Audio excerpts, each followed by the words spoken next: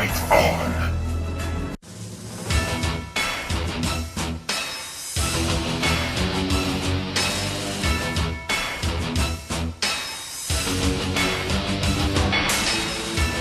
Hey guys, what's up? Welcome back to Top Tier Arcade. My name is Steve, and we're back in the spare bedroom where we're currently housing the Gottlieb Atlantis EM. And this is going to be part 3 of the video series, and it's going to be the game review. Why don't we get a little up close and a little more personal with Atlantis? I'm a little excited about this one because it's my first EM, and I never had a chance to really dig into it and really get to know the game. So I have looked online, I printed off some information, some cool history, some facts, and about overall the scoring that I just kind of found out, because again, I'm not the greatest with scoring and pinball rules. So I'm going to pick you up in a moment. Let's go through Atlantis. Let's take you through the play field. Let's take you through some of the scoring and how it works. And I'll be behind the scenes just to walk you through it and just read off some great information that a lot of great pinball players online have said about this game. So let me pick you up. Let's review Atlantis as a game, see what features it has, and some history as well. All right, so here it is. This is Gottlieb's Atlantis. This is the EM version. It's a wedge head, as you can tell by the back box. It's wedged from big to small, the way it comes in. It was made in 1975. There's 2,225 made. Now it's interesting. Now when you come in close, you can see on the back glass it actually says 1974. But looking at the literature, that's when they actually released it. Was in January 75, probably just right after the new year. Now the cool thing is, the big feature of this game that actually attracted me to it when I first learned about it, kind of neat, it's the history. As you see these drop targets, normally in the early EMs when you hit 2 drop targets, the switch never registered.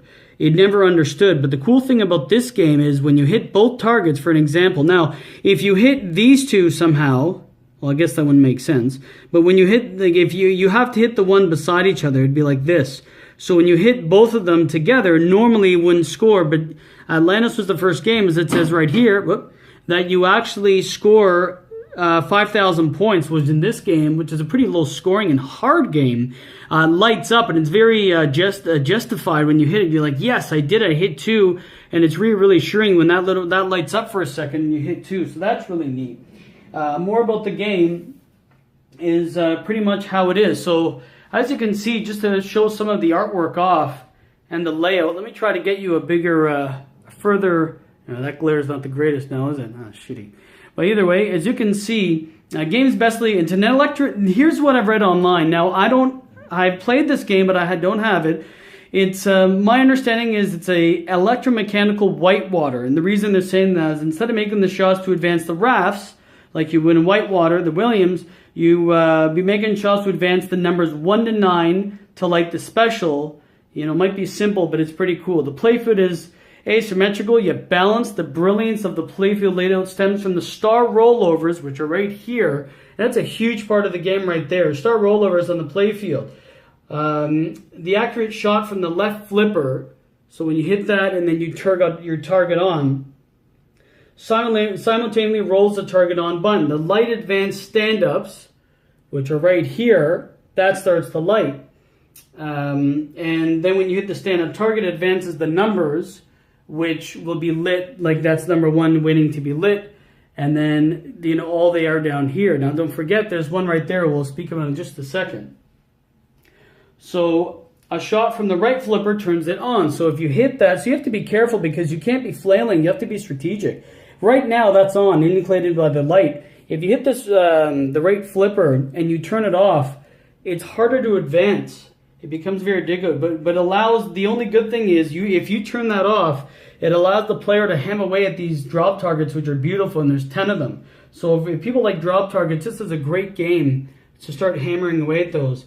And once you complete the bang, it resets the targets and advances your number. So if you're having a hard time being skilled to say, Steve, look, man, I keep hitting the on and off. You keep banging away at these drop targets, you can eventually make it, but it takes longer.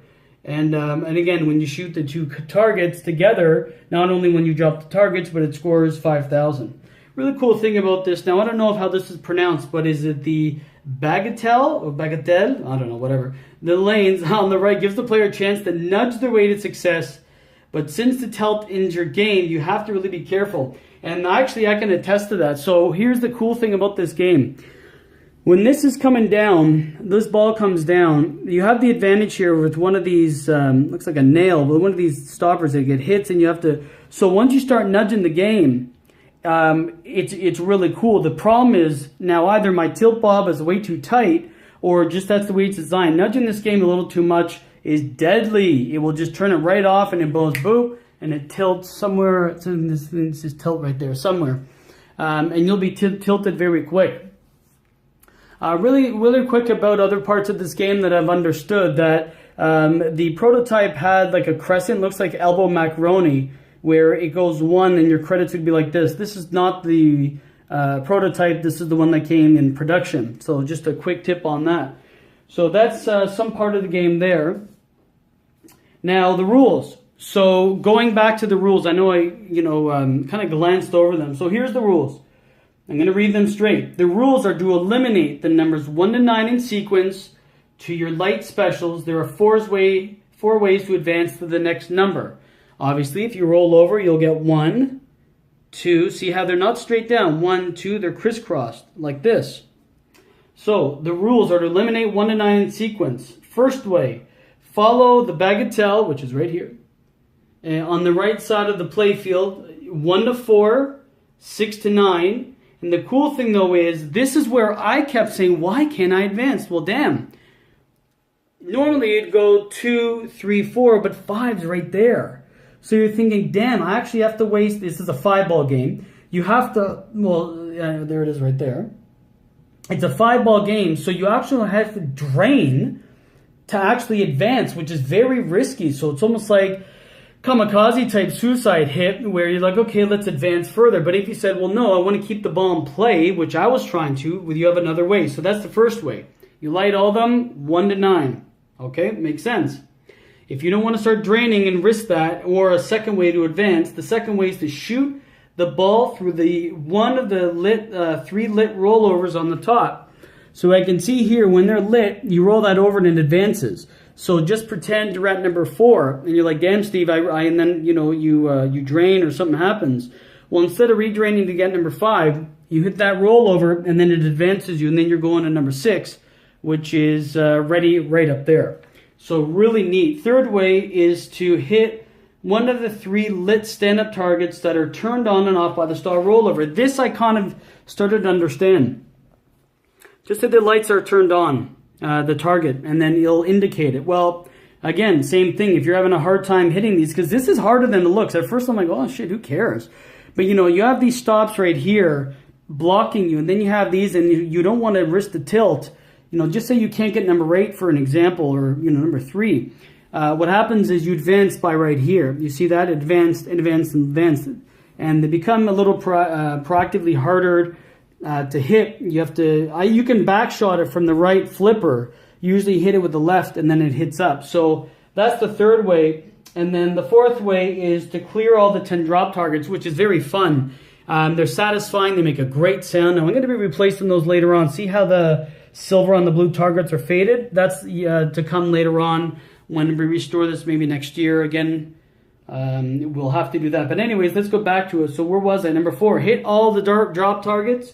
And again, just reading this, you hit 2 at once. Not only will you start to clear to advance, you also get 5,000 points, and that lights up right there, which is really, really cool. So let's get further down to it. About the overall artwork. Artwork's beautiful, very straightforward, kind of under the sea type thing. Atlantis being Greek. I guess it's kind of Greek. Everybody wants to claim fame. I don't know what the hell is it. Apparently, I saw this new documentary on TV that apparently was right where Santorini is. And Santorini right there, is volcanic. And apparently that's where it was based on a lot of research. So, whatever, I'm claiming it Greek, the hell of it. So, what up, cuz? I don't know why you have blonde hair. But anyway, so going back to it. I'm having more fun than I thought. Artwork striking. Pretty cool, very straightforward, great colors. A lot lighter than, as far as theme than what I normally have. Normally I have very dark themes and, kind of action-packed. This is pretty, pretty cool. Great, turquoise and nice blues. Great contrast. Very cool. And one thing, and yeah, I read on this online, and I do have to agree. It does have this just one more game feeling. I'm telling you, sometimes when I try to hit these, I'm like, oh my god, I can't hit it, or how is it that I missed number 5? Now I know where it is, obviously. But very, very neat, very cool. But moving forward, great artwork, beautiful game. This is a very nice example. And so let me give you some pros and cons just to walk you through it. Again, this is online. I've struck a few of them out that I do not agree with. Others I've wrote my own down. And again, just to show you this play field here. Pros are cool programming for the time period, being able to score more points hitting 2 drop targets. So again, first game to hit 2 at once. Great layout, difficult shots. The rolls over are crucial right there. To be able to get the number of targets. Left outline area, again, risk versus reward. It's a danger zone that is too easily assessed. Beautiful artwork. The artwork was by Gordon Morrison. Never knew that. All around a piece of art just does, yeah, one more game appeal. And now it is true, easy enough. I remember my wife playing, easy enough for a noob and hard enough for a veteran pinhead. Very fun. Again, my wife's like, well, what do you mean I didn't hit that? And where's number 5? And how do I hit that? So it's fun. Definitely highly recommend as one of the last EMs before the solid state craze, which there's a solid state right here. Swords of Fury. Again, we'll be revisiting that just in a sec. And now the cons. Now this is what I wrote. Other than being terribly, brutally hard at some points, not a lot were made. A lot of planking in the, this is what I'm reading online, a lot of planking on the game, cupped inserts, high dollar, and it's true because I did pay a decent premium, but I thought I got a good deal and gave it to, a fellow collector that took care of it. So I hope I can honor that in my collection. But that's pretty much Atlantis. Again, very cool game. They're pretty simple. I'm going to just plunge here. Now again, I've taken the chime box out. That's why it's not ding, ding, dinging. And there we go. So again, very beautiful game, very cool, great history. First game with 2 drop targets, and overall just a really desired game, and one that I really wanted since I started playing pinball and thought, Jesus, playing better by itself. One of the games that I really like. So we'll get more on that to the memories. Guys, I'm not going to extend the video too long. Let me just, I hope you have now a little better understanding of the rules. Again, I found a lot of this online, plus some of my opinion. Again, very happy to have the game in part of top tier. And the one that I want to stay in my collection is just part of a diversified collection. Let me set you up. I'll say my goodbyes and what's coming up in the next videos. If you have any questions, let me know in the comments. Dislikes if you don't think I did a good job. I respect that. And also, if I didn't say anything you know about the game, let me know. More than happy to learn. Love to learn about pinball and video games all the time. And so let me set you up. Let me say my goodbyes. Well, there you have it, everyone. That was the Gottlieb Atlantis EM Part 3, and that was the game review. I hope you guys enjoyed it, learned something. I sure did, actually, while reading the notes and playing a little off camera. It's been a pleasure yet again. Thanks for checking out Top Tier. If you haven't had a chance to subscribe, please do so. A lot coming up, including I have to still do part 4 and 5, which is the memories. We're going to be having a nice cigar, speaking a little about it. The truth is, I don't have that many memories of the game, other than slight remembrance. But the reason I want to give my memory on this, other than continuity, like I said with my videos, is the reason why I wanted EM and how I'm growing as a collector and a pinball player and overall a arcade enthusiast. So please stay tuned for that. Won't be too long, but I will be smoking. Then game part 5, of course, is going to be the gameplay. I'm thinking of putting the chime box back in, just so you guys can see it being played. I'll play that for a bit, see if I can crack. Oh, by the way, I haven't cracked the 100,000 score yet. Very tough. I haven't even went through the drop targets. I haven't done that yet. Very difficult. Maybe I'll try my best to do that, maybe not too long. And then again, I have more going on with the Swords of Fury. I still have to do part 2 to 5 on that. I don't know if I'm going to do the restore now. Stay tuned. Maybe start to put all the parts together to do a big one. I don't know yet. Either way, if you need anything from me, please let me know. And it's been a pleasure again. Thanks for checking out Top Tier. Peace.